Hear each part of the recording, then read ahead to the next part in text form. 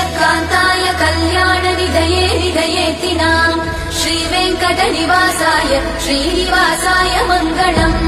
लक्ष्मी सविभ्रमालोक सुभ्रूविभ्रमचक्षुषे चक्षुषे सर्वलोकानां वेङ्कटेशाय मङ्गलम्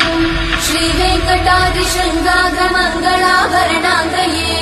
मङ्गलानां निवासाय श्रीनिवासाय मङ्गलम् सर्वावयव सौन्दर्य सम्पदा सर्वचेतसां सदा सम्मोहनायास्तु वेङ्कटेशाय मङ्गलम् नित्याय निरवध्याय सत्यानन्द चिदात्मने सर्वान्तरात्मने श्रीमद् वेङ्कटेशाय मङ्गलम्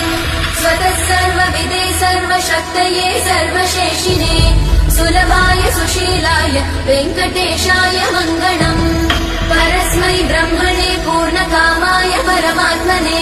प्रयुञ्जे परतत्त्वाय